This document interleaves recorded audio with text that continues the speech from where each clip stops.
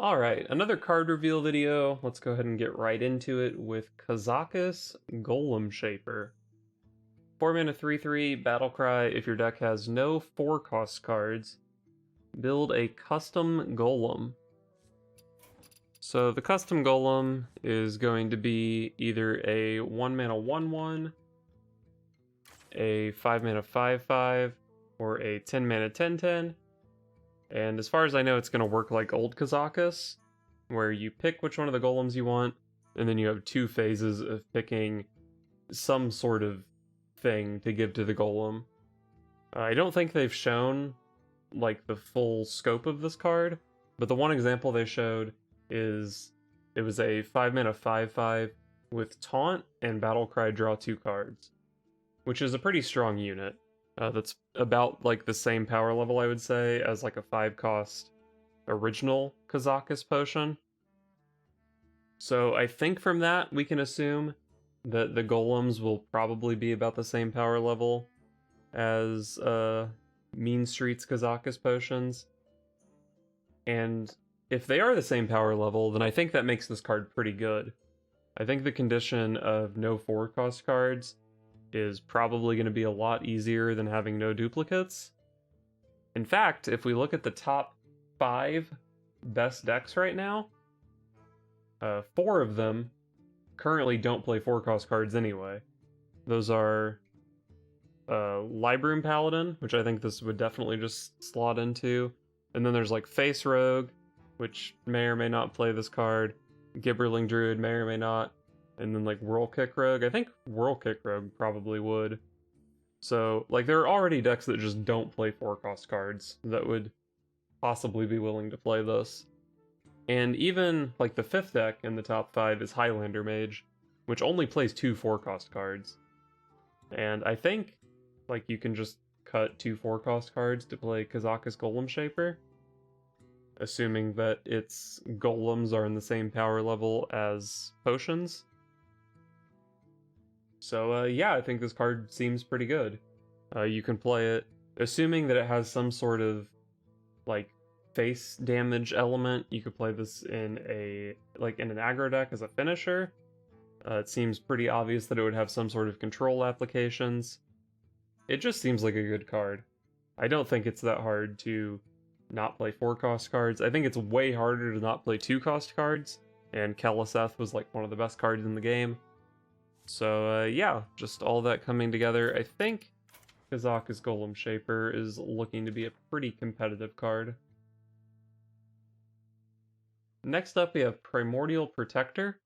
8 mana 6/6 Elemental. Battlecry, draw your highest cost spell. Summon a random minion with the same cost. So obviously this is reminiscent of Spiteful Summoner, but with actually quite a few significant differences. Spiteful Summoner, you didn't draw the card. With this, you do draw the card. So, you know, +1 card advantage.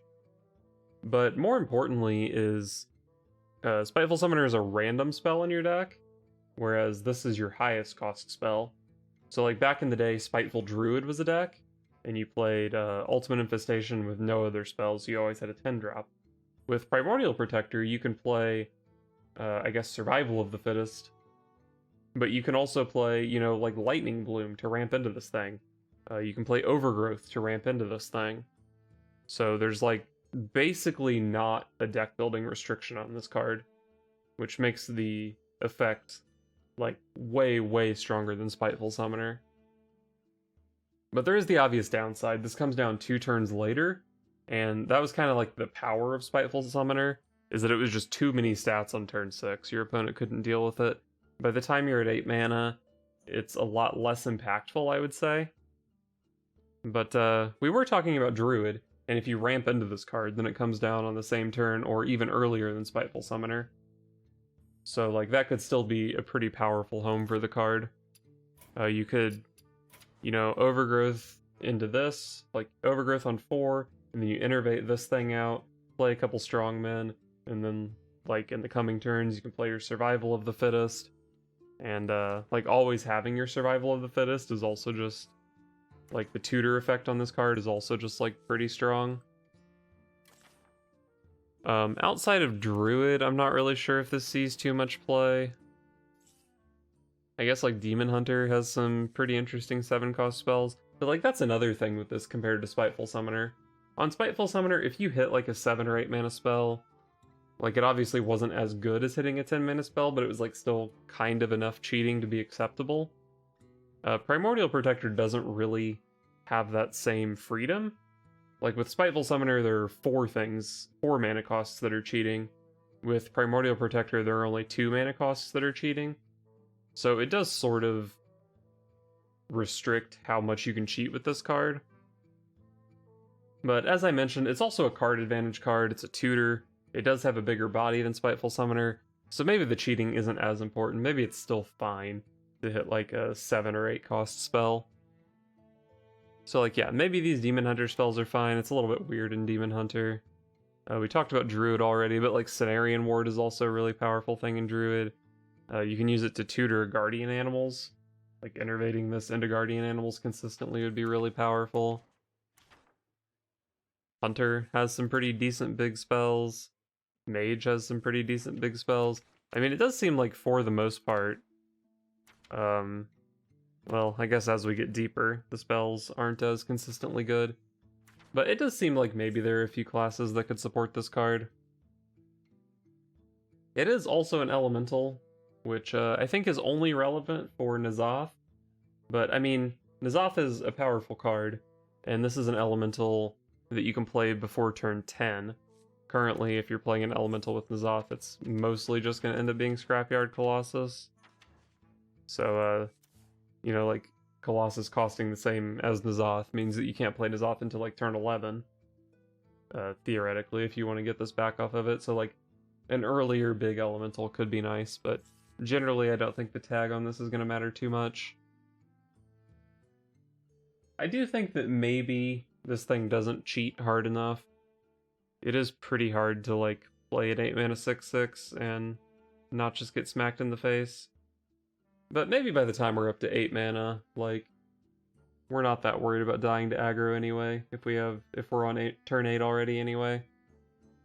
So yeah, I mean, this is a pretty interesting card. I do think maybe I'm committing a dangerous mistake by comparing it so much to Spiteful Summoner. Even though they do look so similar, there are a lot of nuanced differences. But yeah, pretty interesting card. If I had to put money on it right now, I would say that Druid is definitely the class that would be potentially playing this card. But it is a bit open-ended.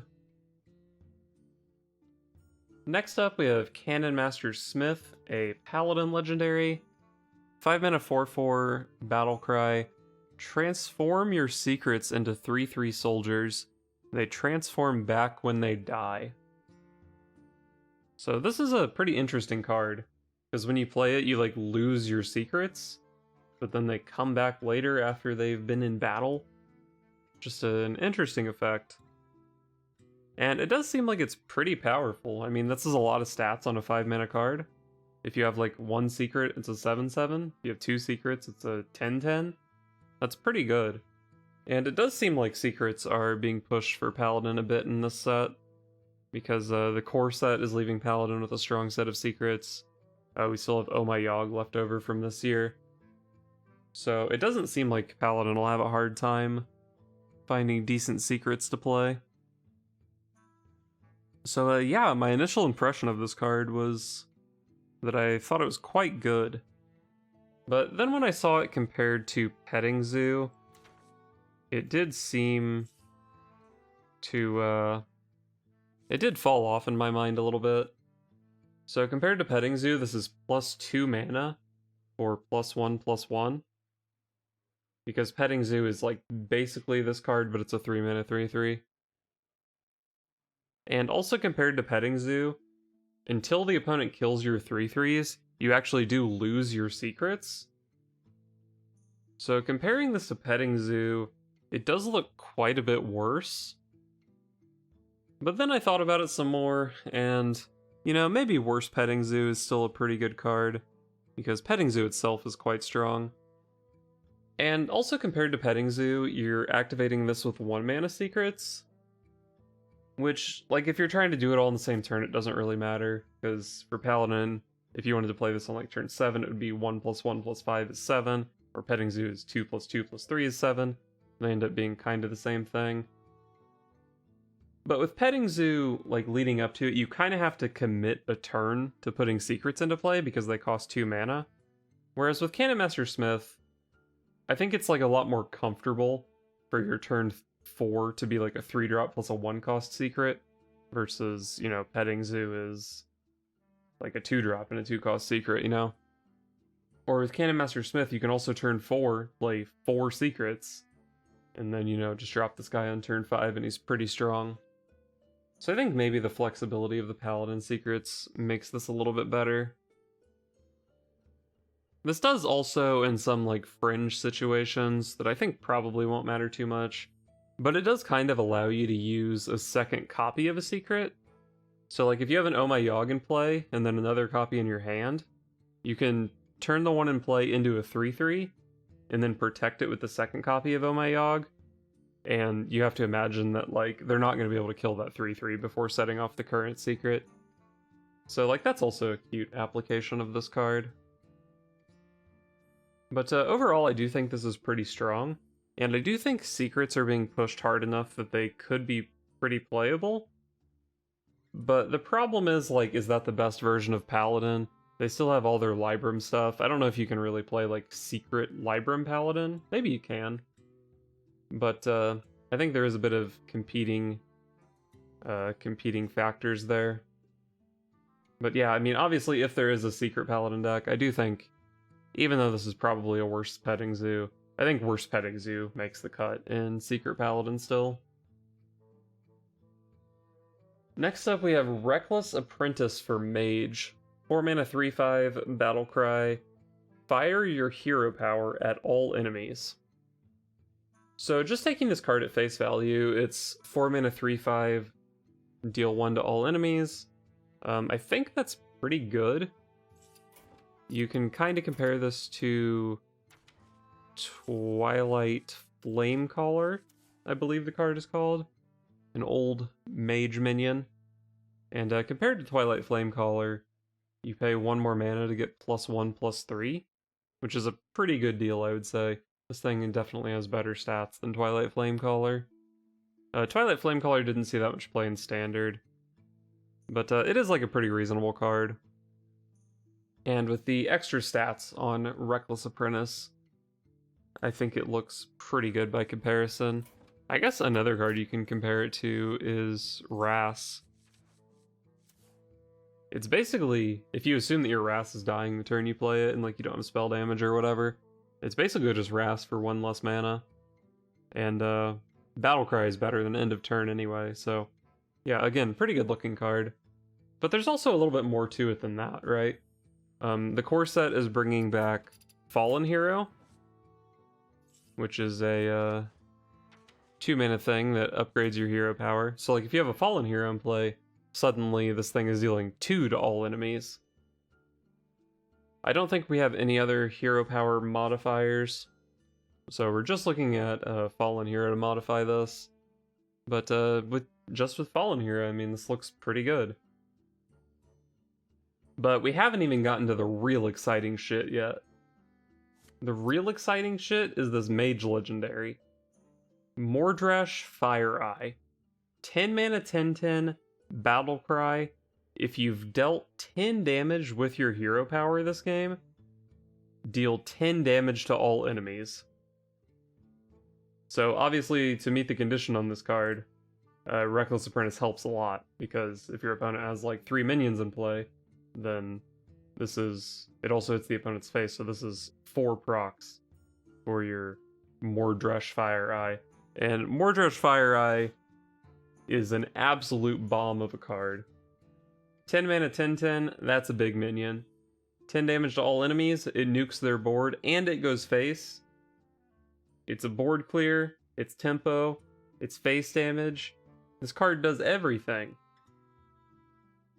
Dealing 10 damage with your hero power is not that easy, except that you just play Reckless Apprentice, and with 2 Reckless Apprentice in your deck, and then maybe you do or don't play Fallen Hero, Suddenly it doesn't seem that hard to deal 10 damage with your hero power in a game. And once you've met that condition, this is like a straight up game-winning card. So yeah, I'm kind of just lumping Reckless Apprentice and Mordresh together. Although I will say that Reckless Apprentice potentially could see play without Mordresh. But I think if there's a Control Mage deck, I'm pretty sure it wants to play this pair of cards. And sticking with cards that look pretty freaking good, we've got Kurtrus Ashfallen, a Demon Hunter legendary. 4 mana 3/4, Battle Cry. Attack the left and rightmost enemy minions. Outcast immune this turn. So this is basically, if you outcast this, it's basically just a combination of Flanking Strike and Multi-Shot. Now, Multi-Shot's never really been a good card, but Flanking Strike was quite good. And I think this is not always, but almost always just like way better than Flanking Strike. So I have to imagine this card is just pretty fucking good. Now, Demon Hunter has had a couple of 4-cost outcast minions that haven't been like super good. I'm thinking of like Illidari Fellblade and Vile Fiend Trainer. But I think both of those cards have seen like some amount of play, not a ton, but some amount of play. And this card is like so much better than either of those. You consider that this is overcosted. As a 3/4, it's overcosted by like a little bit more than 1 mana. And for 1 mana, you get to deal 6 damage to your opponent's minions? Like, what the heck? I feel like this card is just so insane. And at 4 mana, like, it's fine for aggro decks, it's fine for like a Soul Fragment deck. I don't know if like a Lifesteal Demon Hunter would necessarily have the deck space to play this card, but I'm pretty sure it's good enough that you just play it in every Demon Hunter. I think this might be the best card I've reviewed so far. Next up we have another Demon Hunter card, and yes, I'm not mistaken, this is a Demon Hunter card.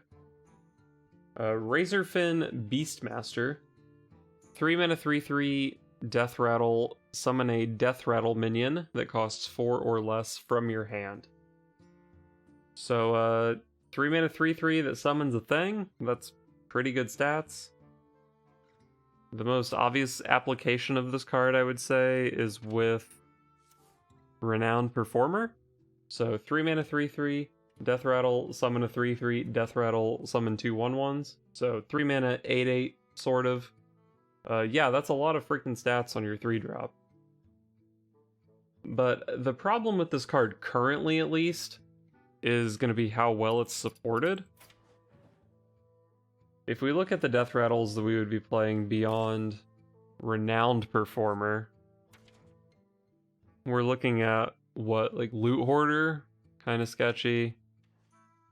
Maybe Disguised Wanderer? Maybe Fishy Flyer? I mean, if you hit Disguised Wanderer with Razorfen Beastmaster, it's very strong. But the problem is that you have to put Disguised Wanderer in your deck. And Disguised Wanderer, unlike Renowned Performer, is not really an acceptable card. So, like, the current card pool makes this card look quite mediocre, I would say. Worth noting, though, that Nerubian Egg is coming back in the core set. And Nerubian Egg with this is pretty good. But even though it's a pretty good amount of value, I'm not really sure how well Demon Hunter can abuse Nerubian Egg. So, like, yeah, you get a Nerubian Egg out in play, but then, like, what do you do with the Nerubian Egg is the thing. Pretty good value for the card overall, but still a little bit sketchy. There is another, like, Death Rattle Demon Hunter card that's been revealed that we'll get to later.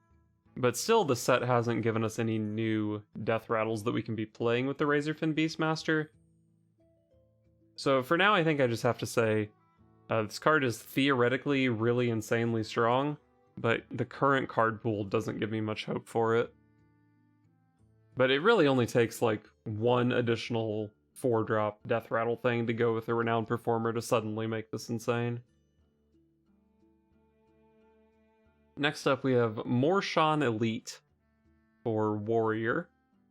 5 mana 4/4 with Taunt, and Battlecry. If your hero attacked this turn, summon a copy of this. Well, I think the most obvious comparison for this card is going to be Faceless Corruptor. They're both 5 mana 4/4s. Battlecry, get a copy of this. Rush versus Taunt. Rush is probably slightly better, but I think Taunt's pretty comparable. But what we have to look at is the conditions on these two cards. You either have to have a minion to sacrifice, or you need to have a weapon in play as Warrior. And I think having a weapon in play as Warrior is going to be quite a bit easier, because for some reason they thought it was okay to print a 4 mana 2/5 Taunt that makes a 3/2 weapon. And to go along with Sword Eater, like Reaper's Scythe is also just a really insane weapon that curves into this. So the conditional on this card is like almost non-existent, because you're just always going to have a weapon in play on turn 4. And then you get a 5 mana 8/8 Taunt. So, I mean, yeah, I think this card is just pretty good. It's good enough in a control deck. I'm pretty sure it's a good enough curve topper in an aggro deck. It's just a lot of stats for the mana cost. There's also some very solid memes with this card, and Feat of Strength, which honestly might not even be a meme, because you could theoretically play some cheap weapon. I don't know off the top of my head, but surely Warrior has like a 2 mana weapon, and then turn 3 you play Feat of Strength, and then turn 4 you coin out an 18/18 Taunt, basically. And there's also just some additional natural synergy in that deck, because the Sword Eater has Taunt for whatever reason. So, like, maybe that's actually a thing. We are losing the other 2 Taunt hand buff cards into the fray and the Armadillo, but you never know. And even without hand buff memes, you know, 5 mana 8/8 Taunt, pretty good card. Next up we have Sigil of Flame for Demon Hunter. 2 mana, at the start of your next turn, deal 3 damage to all minions. So the closest comparison for this card probably is going to be Doomsayer. You do the thing this turn, and then at the start of your next turn, you blow up the board. Obviously, Doomsayer just destroys everything. This thing only does 3 damage to everything. But if you're playing this on turn 2, dealing 3 damage is probably just fine anyway. And, yeah, I mean, like, your aggro opponent tries to develop going into turn 2, you say, I'm going to destroy all your stuff, and you also can't develop anything this turn.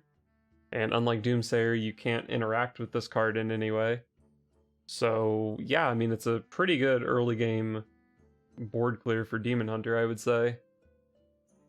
The main issue with this card, like, I think the power level of this card is definitely high enough to see play. It's just Doomsayer, but, like, probably just better in the early game.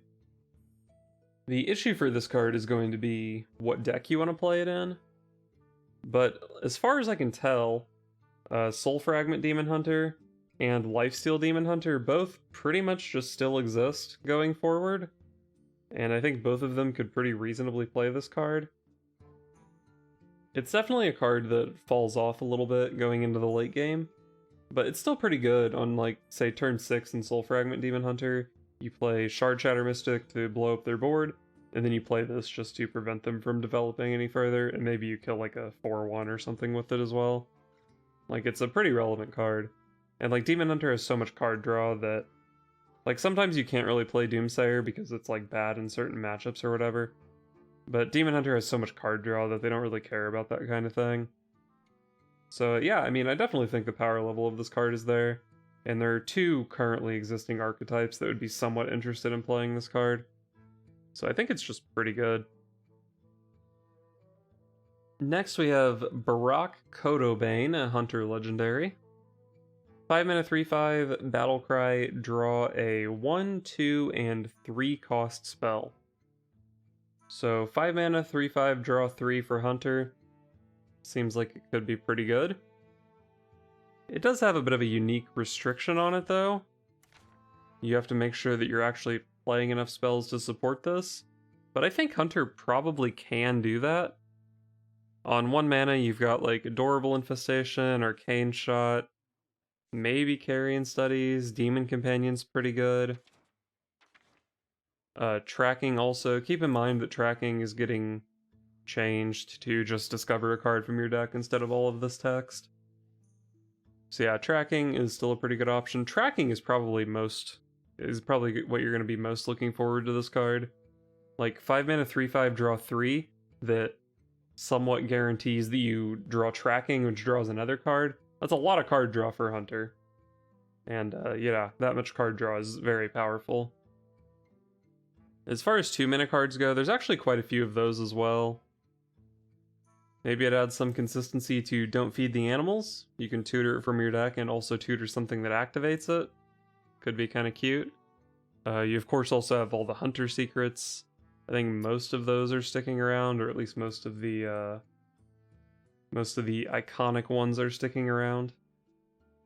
Explosive, Freeze, and Snake, as well as whichever ones got printed this year.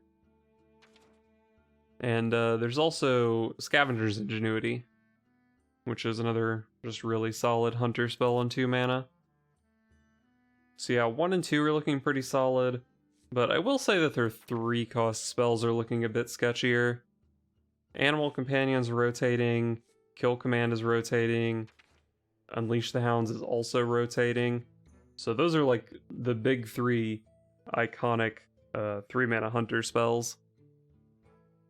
But you can still draw Petting Zoo, and if your 2 mana that you're drawing is a secret, then, you know, drawing a secret plus a Petting Zoo is pretty good. Other than that, though, you're really just looking at Deadly Shot. So the 3 mana spells are looking a bit sketchy, but the 1 and 2 are good enough that I think this can pretty reasonably see play. Now, the thing is, I'm not really sure... Like, can you play this in Aggro Hunter? I'm not sure about that. But Hunter has in the past played Subject 9, which is a somewhat comparable card to this. 5 mana, okay stats, draw some stuff from your deck. I'm not sure if the battle cry on this is better or worse than Subject 9. Obviously this draws fewer cards, the Subject 9 only drew secrets. But only drawing secrets is also like... I think that does help with the consistency a bit, since all the cards Subject 9 is drawing are from the same pool.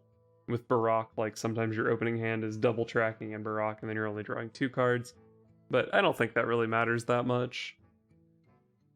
I think it's pretty safe to evaluate this as comparable to Subject 9, a card that Hunter has played in the past. But it definitely is possible that at 5 mana this is too expensive for whatever Hunter archetype ends up being the best in the set. The Highlander stuff is rotating. Like, I think Highlander Hunter would be very interested in playing this card, probably. But, you know, Face Hunter that plays 20 cards that cost 2 or less is probably not that interested in it. Also, for what it's worth, they did put Dire Frenzy in the core set, so maybe they are pushing a slower Hunter archetype. And in that deck, then, of course, this card could shine. So that was a lot of rambling to say that the power level of this card is high, but it depends on what Hunter decks look like, basically.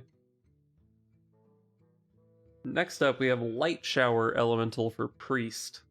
This is a 6 mana 6/6 Elemental with Taunt, and Death Rattle restore 8 health to all friendly characters, including your hero. So yeah, 6 mana 6/6 Taunt, heal for 8. Seems pretty good for any sort of control priest. I guess a comparable card to this would be Kartut Defender. And compared to Kartut Defender, this thing has a way better body in most cases, I would say. There are definitely cases where having 2 separate bodies is better, but 6/6 compared to 3/4, that's a lot of stats. And it's not necessarily just that this is like harder to trade into. It also gives you some opportunity to go a bit aggressive with it. I mean, even if you're Control Priest, that doesn't normally care that much about the opponent's health, like hitting them for 6 every turn does kill them eventually. kills them twice as fast as a Kartuk Defender would. But I will say though that part of Kartuk Defender's strength is that it is 2 bodies, which I think generally is worse for combat, but when we're considering a priest deck that's playing Mass Resurrection, having 1 Kartuk Defender that adds 2 Kartuk Defenders to your res pool is pretty significant. But I guess we don't really care about that because Mass Res is rotating. And I think independent of big resurrect effects, I think this Lightshower Elemental is just pretty good. You can play it, it's also good with like Blood of Gahoon, and it's a good unit to hit off of Idol of Yasharaj. But it's also just good in like non-big priest decks, things that don't care about cheating out your minions or reviving your minions. It's just a good 6-drop in a control priest. And on top of being a good 6-drop, it is also an elemental, which generally doesn't matter, but it does matter for N'Zoth. And considering that priest is losing like their Highlander stuff, they're losing Galakron, they might be looking for a new win condition. And maybe N'Zoth plus like another old god is the new priest win condition. This being an elemental becomes very relevant. It's also just like hitting a taunt off N'Zoth is good, hitting a heal off N'Zoth is good. And even if none of that matters, it's a 6-mana 6/6 taunt that heals you for 8, which is a lot of stats and a lot of healing. I haven't really addressed healing friendly characters, like this can heal your other minions. And if you do heal another minion with this, it probably just like is a game-winning swing. But I don't think you need to do that. I think this card is plenty strong if it's only healing your hero. And yeah, I mean, I think this card just sees play in Priest, basically. Unless Priest is like a rally deck going forward. And shit, I might play this in Rally Priest. Heals Injured Blade Master, let's go. Next up we have Horde Operative. 3-mana 3/4, Battle Cry. Copy your opponent's secrets and put them into play. Well, if you're up against Mage and they have 5 secrets in play, then this is cheating 15 mana, which is really powerful. But I have to imagine that's probably not going to happen too often. But even if you just hit 1 secret, even just like 1 Paladin secret, this card starts to look pretty reasonable. And like it looks like Paladin is having their secrets pushed. I believe all the rogue secret stuff is still in standard. Yeah, these are Ashes of Outland. This is particularly good against Shadow Jeweler Hanar, because like at a certain point when Shadow Jeweler Hanar is popped off and your opponent has like 5 different secrets from 3 or 4 different classes, it's kind of just like not really feasible to play around all those secrets appropriately. And Horde Operative just gives you all the information you need on top of all the value. So yeah, if like Secret Rogue is the thing, this could be playable. Hunter might still play Secrets. Hunter is losing Phase Stalker, but Secrets still tend to just be pretty good in Hunter. Maybe you're playing Secrets because of Barak. So yeah, Hunter could be playing Secrets. Mage, Secret Mage currently exists, but they're losing a lot of their secrets to rotation. But anyway, there's like probably anywhere between 2 to 4 classes that could be actively playing Secrets going forward. If any of those decks become a problem, Horde Pillager is quite, or Horde Operative rather, is going to be quite good in that matchup. But at the end of the day, it is still a tech card. Tech cards tend to not be that good, unless what they're teching against is super dominant. It's hard to imagine any of those decks being super dominant. But hey, if they are, Horde Operative is quite good. I guess before we move on to the next card, I will just mention that, like, if you compare this to Eater of Secrets, I think I would rather just, I'd rather just kill all my opponent's secrets than copy them for myself and still have to worry about the opponents. But it does come down to turn earlier, so maybe even in Wild this thing could still be relevant. Next up we have Condemn, a priest spell that's going to upgrade at 5 mana and then again at 10 mana. So it's 2 mana, deal 1 damage to all enemy minions. Once you're at 5 mana, it's 2 mana, deal 2 to all enemy minions, and then at 10, it's 2 mana, deal 3 to all enemy minions. So it is worth noting that in Standard, Priest is going to be losing Breath of the Infinite. So there is a bit of a hole in their AoE game. But man, 2 mana deal 1 to enemy minions is pretty bad. Obviously 2 mana deal 2 or 2 mana deal 3 is pretty good. But the thing about AoE is that generally it needs to be good at like certain points in the game. It doesn't really matter how efficient it is. So like 2 mana deal 2 to all the opponent's stuff in a vacuum is a really strong card. But if it's not playable until you're on turn 5, then it becomes quite a bit weaker. And for that reason, I think that just like the breakpoints on this card are so bad. Arcane Explosion until turn 5, and then at turn 5 you unlock Holy Nova. I mean, that just sounds pretty underwhelming. And like Priest still has Holy Nova, they have Hysteria. I don't think they're going to be desperate enough to play this card. You can even compare it to like Holy Ripple. Holy Ripple saw play with Northshire Cleric, and then as soon as it didn't draw 5 cards, people never played this card again, because it's just not a relevant AoE. Even on like turn 2, it's just not a relevant AoE. I mean, I'm not going to say this card has like no chance of seeing play, but I think it's pretty unlikely. Next up, we have another rank up spell, this time for Hunter, and this time I think quite a bit stronger. Summon a 2/2 beast with Rush, and then once you have 5 mana, it's 2 mana, summon a 4/4 with Rush, and then at 10 mana, it's 2 mana, summon a 6/6 with Rush.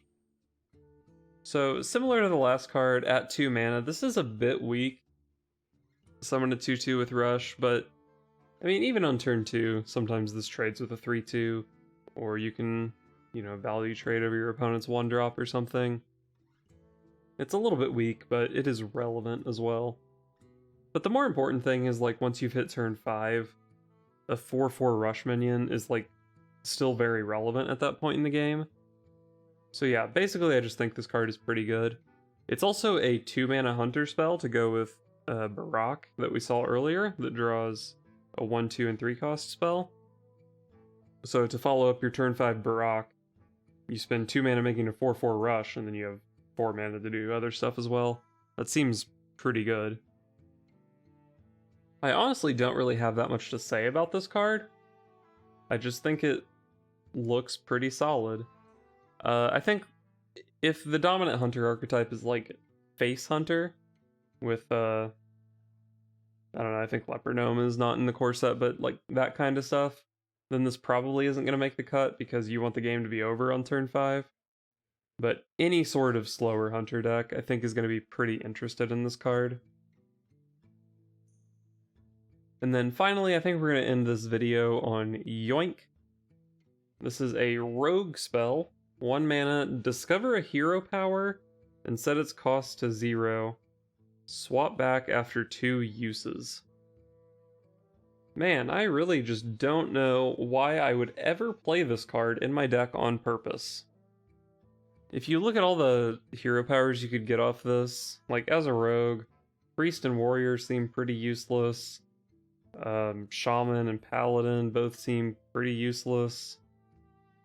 Maybe like Mage, Demon Hunter, Druid are going to be like situationally okay, but still not that exciting. I think really the only 2 that seem exciting are going to be like Warlock and Hunter. But Rogue has so much card draw right now, with like Secret Passage and Greyheart Sage and Cutting Class. Like, would you even care about hitting life tap with this? I don't think you would. Like, I don't think it's worth your time to be life tapping with this. And then there's also like Steady Shot, which over 2 turns becomes 1 mana deal 4 damage. But like, Rogue can already do that. I mean, like Deadly Poison is 1 mana deal 4 over 2 turns. Sinister Strike is a more consistent 1 mana deal 3. Like, obviously if this card was just straight up 1 mana deal 4 damage, then you would play it. Or if it was just straight up 1 mana take 4, draw 2 cards, maybe you would play it? I actually don't even know if you would. But you also have to consider that, like, sometimes this card just whiffs. Sometimes it hits the other 8 hero powers and it's just straight up garbage. So like, man, this card seems really not playable to me. I mean, maybe you can argue that with like Self-Sharpening Sword, you don't really care about your rogue hero power anyway. So, or like you can't use your rogue hero power anyway, so it's like kind of free to just play this and hope for something. But like, I mentioned earlier when referencing Life Tap, that rogue has so much card draw that like they don't care that they're locked out of using their hero power, they can just be doing better stuff anyway. And keep in mind that it says swap back after 2 uses, not 2 turns. So like even if you manage to burgle a Kuldara Drake, there aren't even any sick memes you can do with it. So yeah, just really sketchy looking card all around. I really cannot imagine this card seeing play.